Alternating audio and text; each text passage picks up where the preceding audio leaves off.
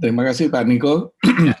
Bapak Ibu sekalian, Assalamualaikum warahmatullahi wabarakatuh. Waalaikumsalam, Pak. Senang sekali ini saya ketemu senior-senior. Ada Pak Lulu lagi. Pak Lulu ini tetangga saya di Ponorogo dulu. Kampung saya dengan Pak Lulu. Tapi nggak tahu Pak Lulu mungkin masih ingat apa sudah lupa. Kalau Pak Cuk sih masih ingat saya pasti. Baik Bapak Ibu sekalian, saya ingin sharing pandangan-pandangan saya dari sisi mengenai SDM unggul ini dari sisi pendidikan. Jadi bagaimana kita membangun manusia yang unggul untuk persiapan kita menuju industri yang 4. Bahan-bahan ada di cloud di sini bisa di-download. Jadi Bapak Ibu sekalian, kita ini sekarang mengalami disrupsi yang luar biasa.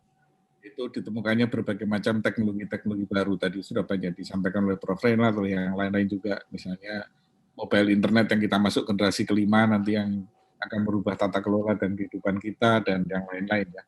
Saya tidak bahas semua mengenai disrupsi ini, tetapi disrupsi ini yang kemudian mendorong salah satunya adalah revolusi industri yang keempat. Adanya pandemi ini ternyata menjadi katalis, menjadi mempercepat terjadinya disrupsi di semua bidang, termasuk bagaimana nanti dunia akan menghadapi dunia baru ketika kita masuk revolusi yang keempat ini. Revolusi keempat sendiri saya kira mungkin tidak banyak saya sampaikan, ini pernah disampaikan oleh Profesor Klaus Schwab di Davos di World Economic Forum, ini papernya, dan kira-kira adalah ke depan itu kita akan menghadapi dunia industri di mana kombinasi antara cyber dengan physical itu menjadi satu. Jadi Prof. Rela tadi menyebut namanya robot-robot yang kooperatif ya, robot-robot yang akan hidup bersama-sama kita. Demikian juga kemajuan di bidang kecerdasan buatan, artificial intelligence, dan kemudian dikombinasikan dengan Internet of Things, nanti akan masuk ke era baru yang namanya artificial intelligence of things. Bukan sekedar AI saja, bukan sekedar IoT, tapi semua benda connected dan punya kecerdasan. Ini contoh-contoh bagaimana sebuah industri manufacturing di Eropa yang merakit mobil, semua menggunakan robot, tidak ada manusia satupun. Beberapa industri di Tiongkok, misalnya di Foxconn, itu salah satu dari 4 pabrik yang membangun atau membuat laptop. Jadi di dunia ini laptop merek apapun keluarnya dari salah satu dari 4 pabrik, salah satunya Foxconn. Foxconn ini dalam 3 tahun akan menggantikan manusia, ada 1 juta pekerja di sana akan diganti dengan mesin-mesin seperti ini. Bukan hanya itu, di bidang pertanian, saya dengan teman-teman mulai eksperimen bagaimana menggunakan sensor-sensor IoT untuk mengelola sawah dengan cara yang sederhana. Jadi tiap 1 hektar kita tanam 1 sensor IoT di sana yang kemudian memonitor kondisi air, membuka dan menutup pintu air, kemudian menyebarkan pupuk dan sebagainya dalam kegiatan-kegiatan proyek Smart Village yang saya dengan teman-teman tangani. Kemudian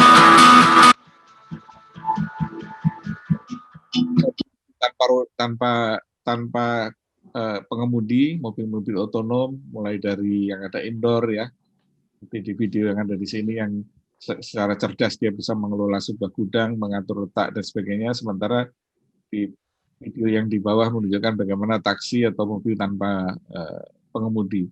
Uber sudah mengoperasikan mobil-mobil tanpa pengemudi ini dan sejak tahun 2018 kemarin, dan ternyata mobil-mobil tanpa sopir ini mengurangi sekali tingkat kecelakaan, sehingga nanti dikhawatirkan atau diperkirakan akan membuat bisnis-bisnis asuransi kendaraan akan menjadi tutup ya. Bukan hanya mobil kecil, tapi juga Daimler, Volvo, dan yang lainnya, bahkan membuat mobil-mobil besar seperti ini, truk-truk dan bis-bis yang juga tanpa pengemudi. Di Perancis, Navia itu mengoperasikan bis-bis yang tanpa supir sejak 2017. Di sisi lain kita juga melihat tendensi atau tren bagaimana transaksi online, karena kemajuan teknologi tadi, mal-mal pada tutup. Ini berita-berita kita lihat bukan hanya di Indonesia, bukan sekedar Matahari atau Ramayana yang tutup outletnya, tapi di Jepang itu jaringan Mitsukoshi juga pada tutup, di Amerika Sears dan Macy's juga menutup outletnya sebelum adanya pandemi ini. Karena apa? Karena transaksi-transaksi online mulai mengalahkan transaksi-transaksi offline. Nah, pengiriman barang, Amazon sudah melakukan uji coba dan sudah mengoperasikan pengiriman pesanan barang sejak 2017 menggunakan drone. Jadi kalau kita sekarang masih menggunakan GoSend, menggunakan GrabSend, di sana untuk jarak 8 kilo itu bisa dalam waktu 13 menit dari kita pesan barang sampai barang itu datang, itu dikirim dengan drone semua. Dan beberapa perusahaan lain mengikuti, sedang banyak uji coba menggunakan drone untuk pengiriman barang. Apalagi di fase pandemi seperti sekarang, di mana interaksi manusia dengan manusia dibuat seminimal mungkin, maka pengiriman barang menggunakan drone menjadi sebuah alternatif. Nah, drone ini bukan hanya sekedar untuk mengirim barang, beberapa pekerjaan konstruksi misalnya sekarang juga sudah mulai menggunakan drone untuk memonitor pekerjaan konstruksi, karena drone bisa terbang di atas dan memonitor kondisi pembangunan. Di Telkom sendiri kami sedang melakukan uji coba untuk inspeksi tower-tower. Kalau dulu tower itu diinspeksi oleh manusia, manjat begitu. Sekarang tower-tower kami yang jumlahnya ribuan itu mulai diuji coba untuk menggunakan drone yang melakukan inspeksi. Jadi tidak perlu ada manusia yang manjat ke atas, tapi drone yang melihat itu kemudian dengan kamera yang merekonstruksi video 3 dimensi, sehingga dari base station kita bisa melihat kondisi tower-tower tersebut, termasuk kondisi fisiknya, misalnya karat dan sebagainya, sampai juga ke kondisi-kondisi dari transceiver atau radio pemancar radio yang ada di tower-tower milik Telkom atau Telkomsel. Nah, dari sisi lain juga pekerjaan-pekerjaan yang tadi not only a smartwatch translation machine, it is beautiful, light, and portable. It will refresh your understanding of the world and enrich your imagination of exotic. Alat ini adalah alat yang bisa menerjemahkan bahasa dari satu bahasa ke bahasa lain. Is this your first time to China? Yes, actually China is more beautiful than I imagined. 中国比我想象的更美丽。中国的女孩更漂亮。The girl in China is more beautiful. Really? Actually, I'm dating one girl. 实际上，我正与一个女孩约会。不错嘛，小伙子，加油加油！ Nah, bayangkan Bapak Ibu sekalian, dulu pekerjaan yang dianggap sebagai pekerjaan knowledge, yaitu dikerjakan oleh manusia, seperti menerjemahkan, mulai bisa dilakukan dengan mesin ya. Bisa alat tadi sudah dijual Bapak Ibu sekalian di toko-toko online di sini pun sudah dijual berbagai macam yang bisa menerjemahkan berbagai macam bahasa, bukan dalam bentuk teks tapi dalam bentuk suara. Chinese kung fu. 不是这是臭豆腐，中国传统特色小吃。 No, it is the strong smelling preserved bean curd, the traditional characteristic snack of China. I'm just kidding. 我刚刚开玩笑。啊，您真逗。 You are very funny. Actually, I want to buy one. Bapak, Ibu nanti kalau pergi mau piknik nggak usah bawa penerjemah, nggak usah bawa kamus, tinggal beli alat ini saja. Harganya 700.000, bisa semua bahasa PBB, termasuk bahasa Mandarin. Kalau mau lebih lengkap lagi, bisa download aplikasi Microsoft Translator, bisa bahasa Indonesia, bisa bahasa Arab. Jadi kalau mau pergi umroh, nanti kalau sudah nggak ada pandemi, nggak perlu lagi belajar bahasa Arab, kita cukup pakai HP kita yang akan menerjemahkan suara dalam satu bahasa ke bahasa yang lain. Nah, artinya apa? Kalau dulu komputer itu hanya bisa mengerjakan pekerjaan-pekerjaan yang sifatnya mekanikal, sekarang mulai merambah pekerjaan-pekerjaan sifatnya knowledge. Makanya di beberapa negara, misalnya di Amerika, misalnya beberapa kantor pengacara itu menggunakan mesin AI untuk menangani kasus-kasus kepailitan. Bahkan di bidang kedokteran, operasi yang semuanya full dilakukan oleh robot itu juga mulai dilakukan uji coba, dan mungkin tidak lama lagi kita akan melihat proses operasi yang tidak dilakukan oleh manusia sama sekali, tapi dilakukan oleh mesin seperti ini. Nah, pembelajaran juga begitu. Dalam pembelajaran kita mengenal pembelajaran dengan mixed reality. Kalau dulu kita belajar anatomi, mungkin Pak Dokter Abi Susanto dulu waktu masih belajar kedokteran kan pakai ini ya, pakai model-model. Sekarang modelnya sudah model-model digital seperti ini yang ya. Dahulu pakai mayat beneran, betul. realitas antara realitas yang nyata dengan realitas semu atau disebut mixed reality. Ability to walk around those 3D objects and to really experience them as if they're in the room with you. It is augmented reality, it is mixed reality. And what that means is I still see you, I still see this room and everything around me, but the digital content is inserted into the room as if it's actually there. As a teacher, I can see what they're all looking at. And that's something that we think has real power. It's actually opening up our interactions with each other. The biggest drive is getting the anatomy curriculum. Nah, artinya apa Bapak Ibu sekalian, bahwa ke depan itu antara virtual reality dengan real reality akan menyatu ke dalam bentuk namanya mixed reality tadi. Memang sekarang masih tahap-tahap awal ya, contohnya tadi yang saya gunakan tadi adalah Microsoft Holo, itu sudah ada di pasaran juga, sudah dijual. Jadi beberapa kampus sudah menggunakan Microsoft Holo tadi untuk pelajaran kedokteran, kimia, dan beberapa yang lain assembly, merakit mesin yang tanpa mesinnya itu ada, itu juga sudah mulai banyak menggunakan Microsoft Holo tadi. Nah, artinya apa? Ke depan itu yang tidak lama lagi adalah ketika saya sebut artificial intelligence berkawin atau bersatu dengan Internet of Things, jadilah nanti artificial intelligence of things. Artinya apa? Benda-benda apapun di sekitar kita akan memiliki kecerdasan. Dan kalau ini sudah siap, maka tinggal tunggu saatnya nanti robot-robot cerdas yang bisa membantu kehidupan manusia akan kita lihat sebagai sebuah kenyataan. Jadi, apakah nanti robot-robot itu semua punya perasaan? Beberapa ahli AI mengatakan, kalau nanti robot kita bisa buat cerdas, maka tidak susah juga untuk membuat robot itu punya perasaan. Mesin-mesin punya perasaan. Nah, kalau sudah mesin-mesin punya perasaan, lama-lama dia bisa marah, lama-lama merasa diperbudak manusia, dan akhirnya berontak. Itulah yang terjadi di film Terminator itu. Film Terminator itu kan sebetulnya robot yang marah ketika merasa diperbudak oleh manusia, mereka berontak. Terpaksa. Jadi rebel ya. Oh. Ya, terpaksalah John Connors kita kirim untuk menyelesaikan peperangan ini. Nah, kita lihat itu. Tapi apakah seperti itu? Tapi banyak ilmuwan mengatakan tidak akan seperti itu yang terjadi, tapi yang terjadi adalah bagaimana suasana damai yang disebut oleh Prof. Renat Kasali tadi, kooperatif robot. Jadi ketika manusia dengan robot bekerja sama, itu sudah terjadi di contoh-contoh di pabrik-pabrik dan berbagai contoh tadi, ketika mesin dengan manusia hidup secara harmonis, sebagai society 5.0, ketika manusia dengan mesin itu berdampingan, dan masing-masing berbagi tugas. Di mana mesin punya kelebihan, maka yang mengerjakan mesin, misalnya merakit, mengangkat, mengukur, menghitung, dan sebagainya, itu pekerjaan mesin. Nah, pekerjaan manusia apa? Pekerjaan manusia adalah yang tidak bisa dilakukan oleh mesin, yaitu menciptakan. Karena itulah kalau kita di revolusi industri keempat itu nanti dikatakan ada 10 pekerjaan yang akan muncul. Ini semua pekerjaan-pekerjaan memerlukan kreativitas, endurance, dan semua sifat-sifat yang disampaikan oleh Prof. Susanto tadi.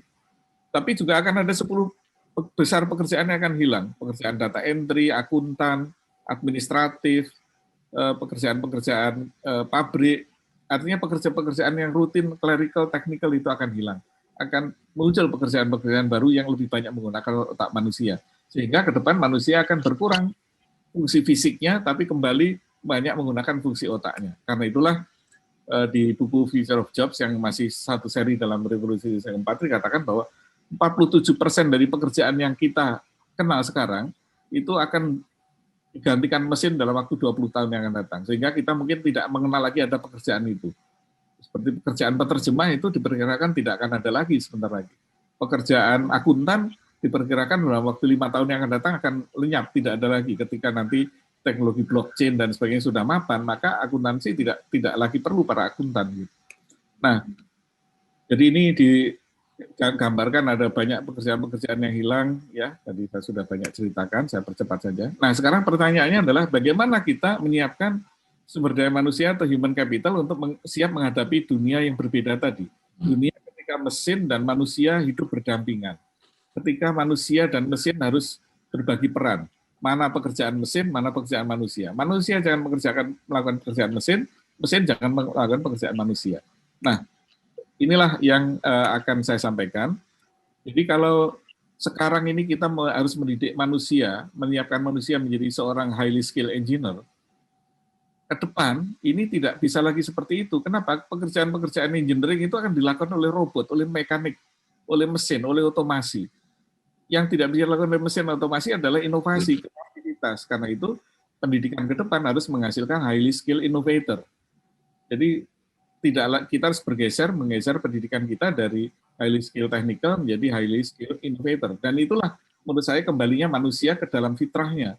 Manusia itu diciptakan Tuhan, diciptakan Allah punya otak, bukan untuk menggunakan badan atau ototnya, tapi harus menggunakan otaknya. Nah, karena itulah pekerjaan-pekerjaan yang berkaitan dengan otak itu nanti yang akan menjadi porsi dari manusia, sementara pekerjaan-pekerjaan menggunakan otot itu akan digantikan oleh mesin-mesin dan robot. Nah, karena itu diperlukan manusia seperti apa? Kalau saya ambil kembali dari bukunya dari World Economic Forum, skill yang ke depan itu diperlukan adalah orang yang punya kreativitas, kemampuan analitik, kemampuan belajar terus-menerus, kemampuan untuk mendesain, kemampuan untuk menyelesaikan problem yang kompleks, kemampuan untuk berpikir kritis, kemampuan untuk memimpin dan leadership dan maupun social influence, emotional intelligence, dan seterusnya.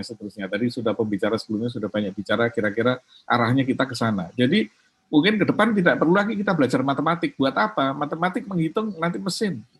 Kita nggak perlu belajar statistik, kita masukkan angka, mesin akan menghitung sendiri. Ekstrimnya kira-kira seperti itu.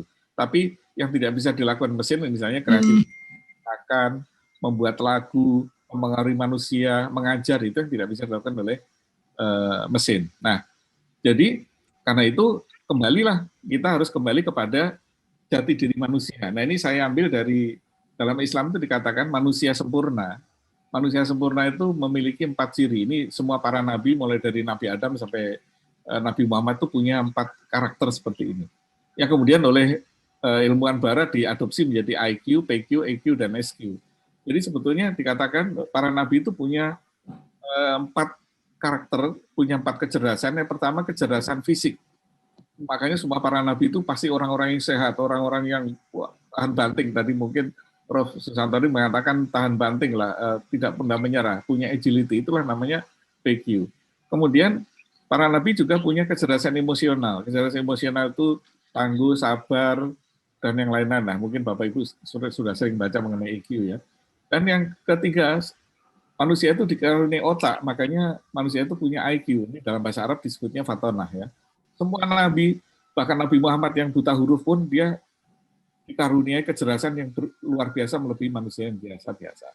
Nah, yang ini disebut sebagai IQ ya. Kemudian kecerdasan yang keempat adalah kecerdasan spiritual atau SQ. Nah, inilah profil seperti ini, profil manusia seperti inilah yang harus kita ciptakan di masa depan untuk menjadi SDM yang unggul. Badannya sehat, hatinya tangguh, punya kecerdasan emosi, otaknya cerdas, punya IQ itu ya. Dan SQ itu adalah selalu bersyukur, selalu rendah hati, selalu jujur, dan sebagainya. Karakter-karakter positif, kejujuran, integritas, dan sebagainya. Nah, ini yang saya sebut sebagai di buku saya yang judulnya Revolusi Mengajar, yang nanti saya tunjukkan slide gambarnya itu, pendidikan seperti ini. Pendidikan kita harus menghasilkan orang-orang seperti ini. Nah, pendidikan sendiri kan pembelajaran itu bisa melalui 3 jalur ya. Di industri misalnya sambil bekerja, mereka juga tambah pintar. Kedua adalah pendidikan vokasi. Yang ketiga adalah pendidikan tinggi. Nah, saya akan fokus ke pendidikan tinggi dulu, karena waktunya tidak bisa kita bahas semua. Di pendidikan tinggi ini kita harus melakukan transformasi besar-besaran, bahkan saya sebut bukan hanya transformasi, tapi revolusi. Kenapa? Karena pendidikan tinggi kita itu diciptakan abad ke-11. Jadi perguruan tinggi kampus yang tertua itu Oxford dan Cambridge itu adanya abad ke-11. Bahkan itu sebenarnya turunan dari abad ke-7. Ketika di Baghdad dulu ada universitas namanya Nizamiyah, tempatnya Al-Khwarizmi, Ibnu Sina, dan sebagainya mengajar ya. Itu abad ke-7, kemudian ketika diruntuhkan oleh serangan tentara Mongol, oleh Kubilai Khan, skolarnya lari ke Inggris, mendirikanlah Oxford itu, abad ke-11. Artinya apa? Sebetulnya kampus-kampus kita, perguruan tinggi kita itu sudah lama, makanya kita yang namanya pakai jubah, kalau wisuda, kelasnya model itu, dosen ngajar di depan, itu sudah ada di abad ke-11. Kemudian mereka kampus-kampus ini bekerja dengan kalender agraris yang diciptakan abad ke-19. Makanya ada konsep semester break dan sebagainya, itu warisan-warisan dari pekerjaan petani yang ketika kapan menanam gandum, kapan panen dan sebagainya. Nah, bayangkan Bapak Ibu sekalian, perguruan tinggi yang diciptakan abad ke-11 bekerja dengan kalender abad 19 harus menghasilkan lulusan yang hidup di abad ke-21. Nah, ini masalah terbesar pendidikan seperti ini. Jadi tidak klop gitu.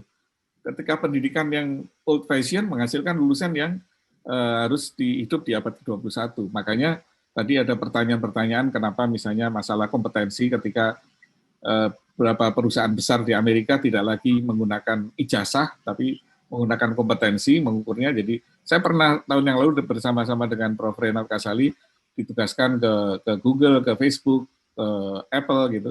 Di sana mereka mengatakan kita kalau terima pegawai nggak lihat ijazahnya, tapi dilihat sertifikat kompetensinya. Sehingga mau S1, S2, S3, S4 sampai S10 nggak penting bagi mereka, tapi kompetensinya apa gitu. Di Indonesia sebetulnya beberapa BUMN sudah akan memulai itu, tapi kemudian keburu kena COVID ya. Nah artinya jadi di situ ada suatu hal yang tidak match gitu. Nah, karena itulah Pak Mas Menteri Pendidikan kita mencanangkan namanya Merdeka Belajar. Tapi menurut saya itu baru omong doang gitu. Kenapa? Di mana-mana namanya merdeka itu perlu revolusi. Jadi kalau tidak ada revolusi dalam pendidikan tinggi, ya Merdeka Belajar itu hanya atau kampus merdeka itu jadi omong kosong. Buktinya apa? Kita sudah dikatakan kampus merdeka, aturannya makin banyak. Namanya merdeka itu tidak diikat dengan aturan. Merdeka itu hanya diberikan tujuan, tapi caranya bagaimana itu terserah kita. Itulah namanya merdeka.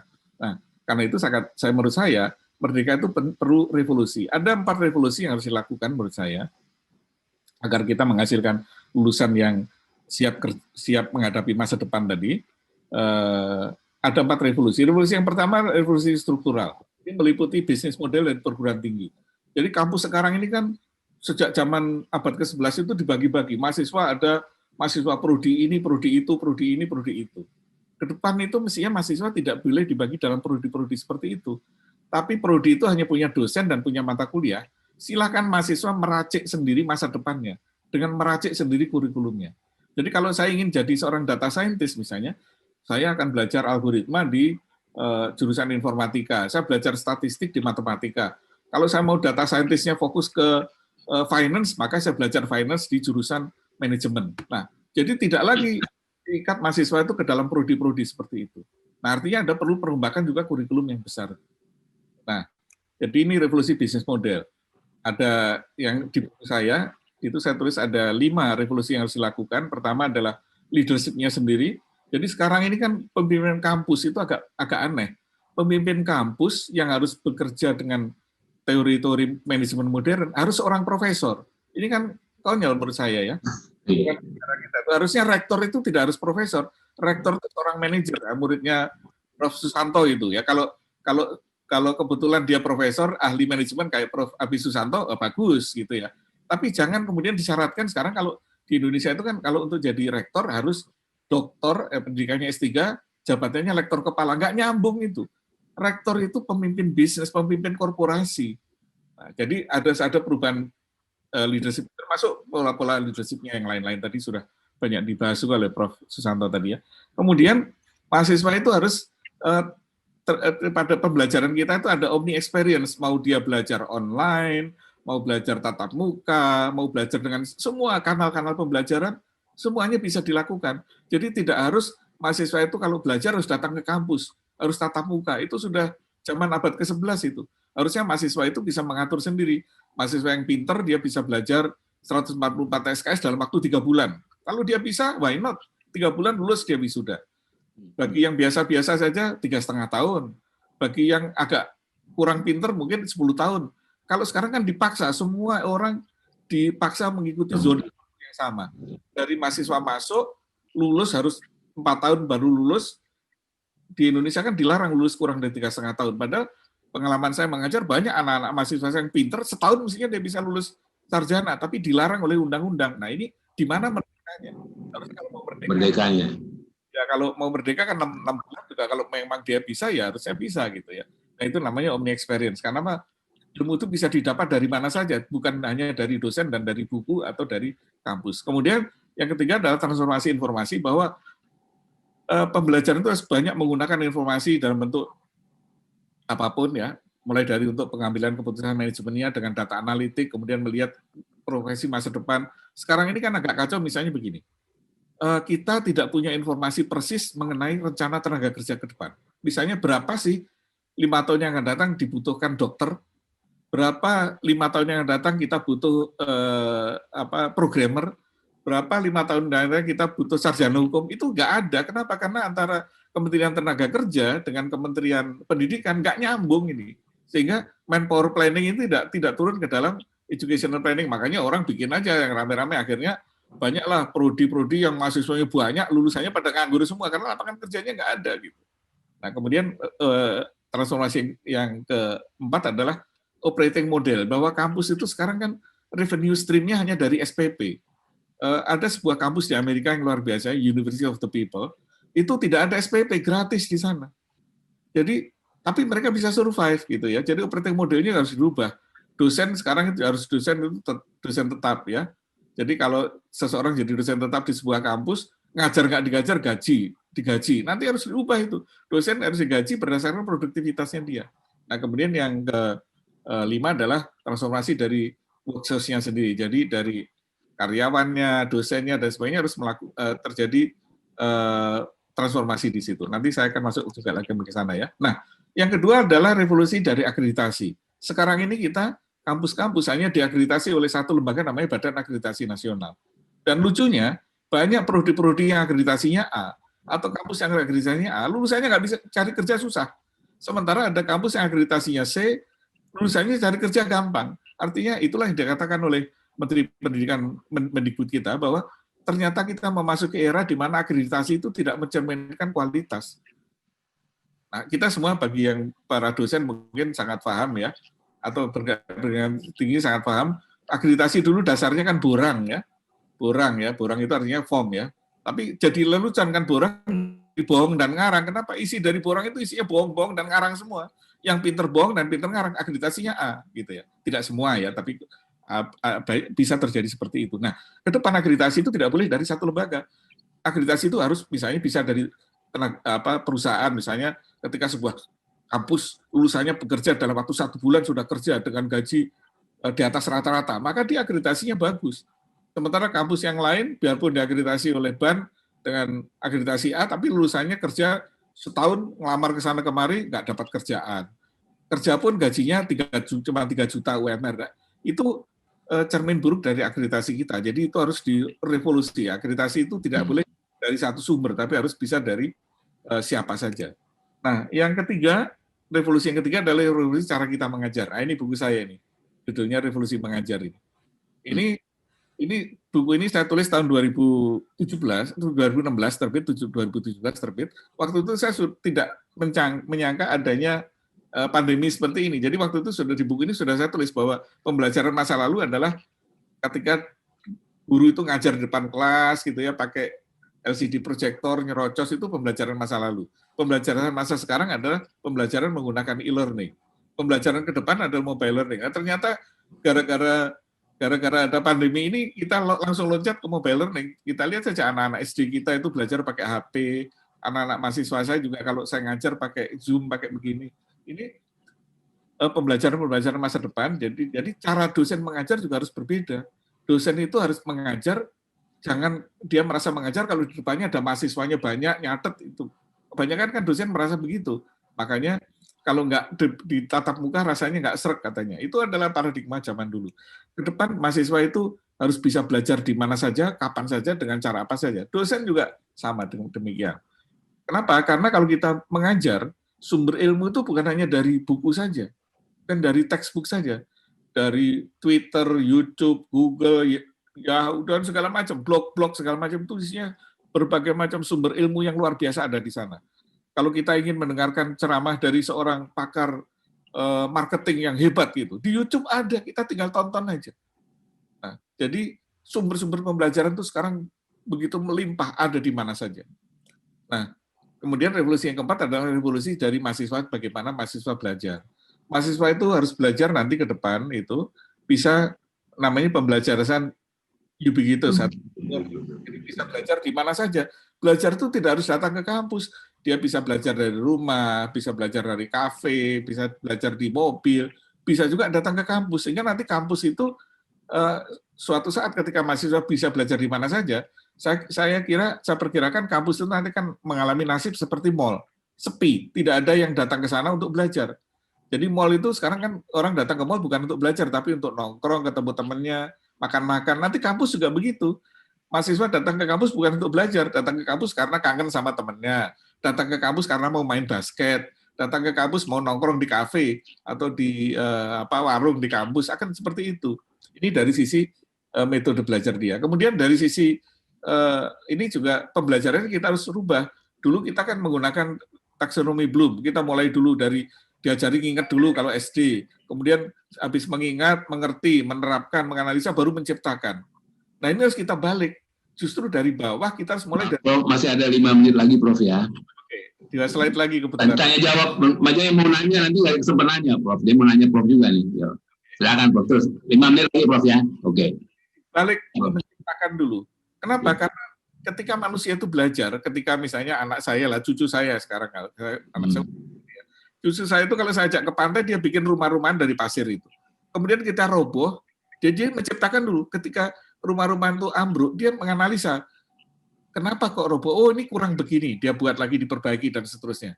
Nah nature dari manusia itu ketika belajar sebetulnya dari situ, dari menciptakan dulu, baru kemudian melakukan yang lain. Nah kita nih, dulu kan pembelajaran kita mulai dari disuruh ngapali, mungkin Bapak yang seumur saya ingat zaman dulu ada mencongak, kita disuruh ngapali 4 kali 4, 16, padahal sekarang dengan kalkulator aja itu lebih cepat dari otak kita. Nah ini belum ini kita harus balik ya.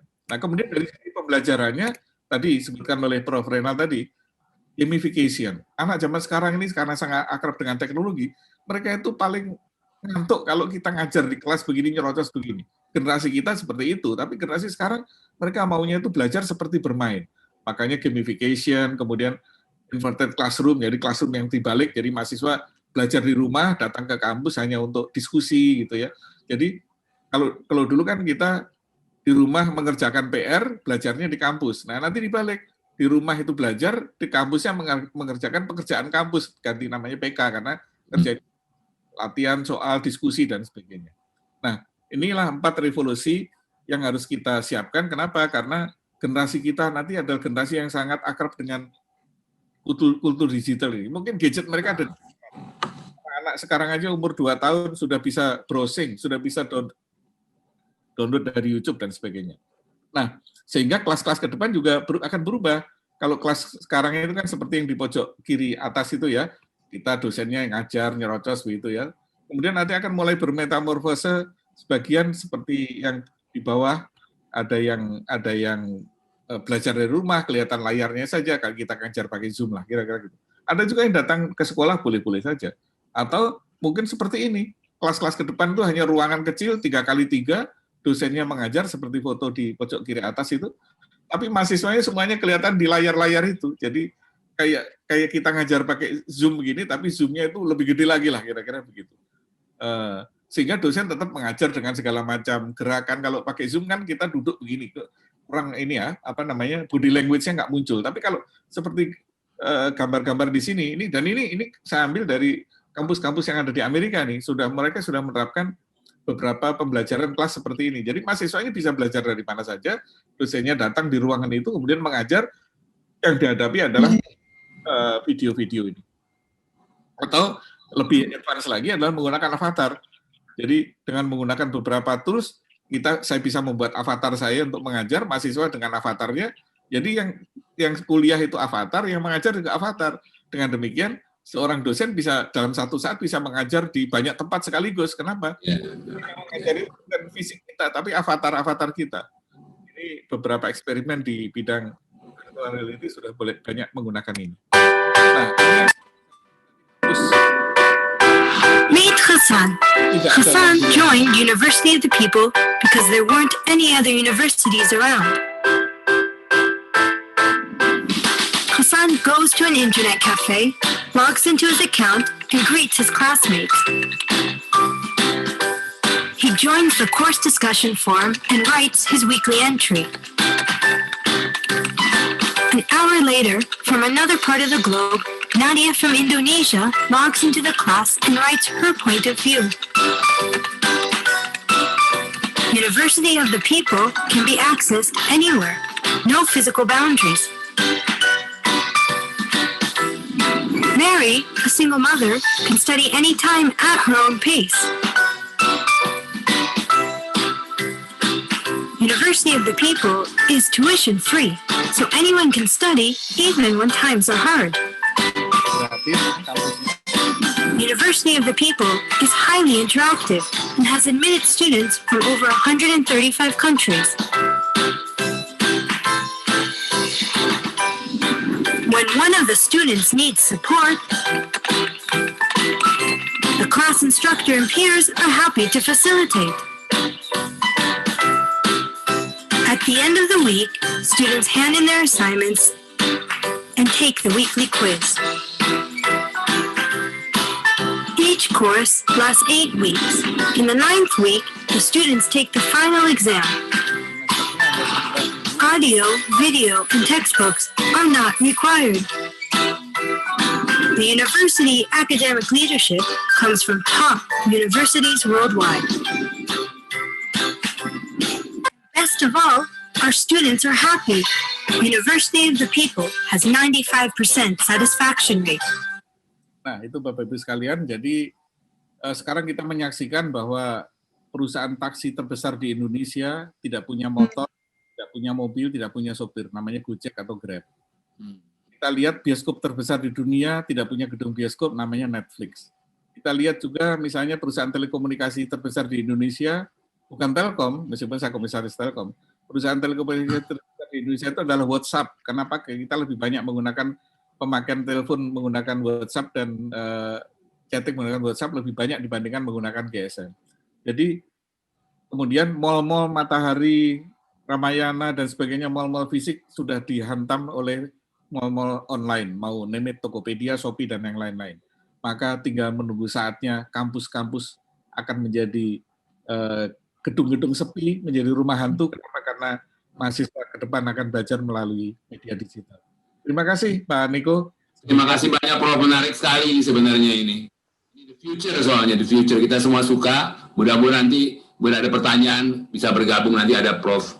Abi Susanto di sini, nanti ada Prof dari apa otonomi daerah, jadi bisa rame ini. Baik, terima kasih banyak Prof sekali lagi. Baik, Pak Toto, baik selanjutnya mungkin kita mulai dengan sesi pertanyaan mungkin Pak Toto ya. Ya. Nah, ini di dalam chat Zoom itu ada yang sudah menanyakan itu Pak Niko. Ya, chat room ya. Ya. Mungkin kalau ada Bapak Ibu yang mau menanyakan bisa di raise hand ya. Di raise hand ini. Oh, tapi ini Bu Nitis itu pertanyaannya ke Pak Renal ini. Ini yang pertanyaan kita harapkan ke Prof. Marsudi, Prof. J. Hermansyah, sama Prof. Abi Susanto. Ini ada 3 narasumber kita yang bisa dikasih. Mungkin pertanyaan ke sana aja Mas. Oke. Tapi kalaupun ada pertanyaan, mungkin bisa diresen aja langsung daripada harus dibacakan. Ya betul, diresen aja boleh. Mohon izin juga mengenai waktu ya, Pak Niko. Ini masih ada berapa menit, Pak? Masih ada? Ya, ini sebetulnya kita udah molor lama. Jadi kita akan tutup jam 17.00 persis. 17.00. Jadi nanti kita 15 menit kurang lebih. Ya. Mungkin boleh. 1 atau 2. Jadi masing-masing 1 pertanyaan ke Pak Joharmansyah, Pak Marsudi 1, ke Pak Prof. Abi Susanto 1. Ada situ nggak bisa? Toto bisa lihat. Ada nggak Pak Toto? Kita halo. Pilih. Halo Pak Niko, saya ada pertanyaan nih, saya baca tadi chat. Ya. Bisa saya jawab duluan ya? Ya silakan Pak. Dari Pak Lutfi ada pertanyaan soal komitmen pimpinan Pemda dalam hal ini kepala daerah, juga DPRD terhadap pendidikan di daerah. Nah, apakah caranya supaya ada komitmen Nah, saya bisa jawab Pak Lutfi, sebetulnya ada 3 komitmen yang harus dipegang oleh kepala daerah itu. Yang pertama, komitmen terhadap alokasi anggaran untuk pendidikan. Nah, ini sudah dikunci di Undang-Undang Dasar sebetulnya, di konstitusi, bahwa 20% anggaran pendidikan itu harus disediakan oleh daerah. Nah, dalam kenyataan ada daerah-daerah yang kurang dari 20%, masih ya. Nah, oleh karena itu harus minimal 20% itu jangan sampai tidak ada. Dan kalau bisa memang harus didorong kepala daerah ini lebih dari 20%. Supaya dengan demikian SDM itu lebih terpacu majunya SDM di daerah. Yang kedua, komitmen terhadap regulasi. Terkait dengan pendidikan, bagusnya kepala daerah itu mengatur dengan regulasi yang cukup kuat. Sehingga dengan demikian di situ ada dorongan-dorongan ya untuk membuat percepatan dalam memajukan pendidikan. Nah, jadi mungkin misalnya perda pendidikan terkait dengan bupati, terkait pendidikan dasar PAUD ya, itu dibuat. Mungkin coba disingkatkan aja Pak, biar semua kebagian nih Pak ya. Ya, itu yang kedua, komitmen yang kedua. Yang pertama anggaran, yang kedua komitmen soal regulasi, dan yang terakhir komitmen soal inovasi di bidang pendidikan. Nah, kita terus digitalisasi pemerintahan, lihat mancanegara tadi banyak cerita yang sangat tinggi, sangat high level. Nah, ini juga local government kita harus concern pengembangan IT di bidang pendidikan. Jangan seperti sekarang anak-anak itu naik pohon Pak untuk bisa PJJ itu. Nah, kemana bupatinya? Pikirannya. Saya kira itu komitmennya. Saya mohon Pak Lutfi. Terima kasih. Terima kasih Pak Jo Hermansyah. Hari ada lagi yang ke Pak Marsudi apa Pak? Toto ada nggak situ? Itu ada Pak. Ini jadi ini bagaimana cara mengukur EQ dan SQ sehingga perusahaan atau instansi pengguna SDM paham pentingnya EQ. Dua-dua Pak Prof. Abi Susanto bisa, ini Pak Marsudi juga bisa ini. Pak Marsudi. Kita satu pertanyaan untuk dua narasumber. Okay. Baik. Silakan Pak, mana Pak Marsudi dulu, silakan. Nanti Pak habis itu Prof. Abi Susanto ya Prof. Baik Pak Niko, terima kasih. Jadi, tapi saya menanggapi Prof. Hermansyah tadi sebentar ya. Jadi dari 77.000 desa masih ada 13.000 desa yang nggak ada sinyal. Jadi berat, termasuk dari Telkom sedang berusaha keras agar, karena Pak Jokowi minta, Presiden minta 13.000 desa ini selesai tahun ini, tapi kelihatannya tidak bisa. Kenapa? Karena ternyata dari 13.000 desa tadi masih ada 4.000 yang listriknya aja nggak ada. Kalau listriknya nggak ada, pakai apapun juga nggak bisa. Tapi insya Allah nanti berkurang lah, tinggal 4.000 desa lagi nanti yang karena memang tidak ada listrik. Oke, menjawab pertanyaannya Lutfi. Lutfi ini dulu mahasiswa saya, mahasiswa bimbingan saya. Jadi senang sekali saya ketemu dengan dia lagi di forum ini, nggak nyangka nih. Jadi Mas Lutfi, jadi begini, mengukur IQ itu kan sebenarnya menggunakan proxy yang namanya alat tes itu ya. Tanya ini, gambar jungkir balik dan sebagainya. Nah, mengukur EQ dan yang lainnya juga sama gitu ya. EQ itu bisa kita ukur dengan proxy karena itu kan psikologi dari seseorang ya. Jadi seberapa tangguh dan sebagainya itu baik menggunakan proxy berbentuk tes tertulis, tapi juga bisa berbentuk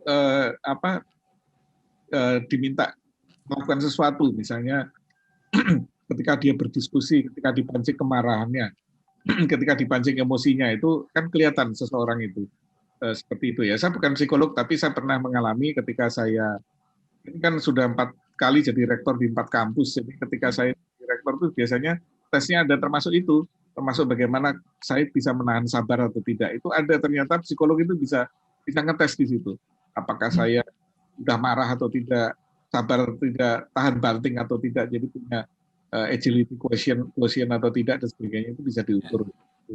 Kalau PQ kan kita bisa ukur dari orangnya itu mudah loyo atau enggak, bukan berarti masalah kesehatan dites dengan check up ya, tapi PQ itu lebih kepada ketangguhan fisik. Apakah seseorang itu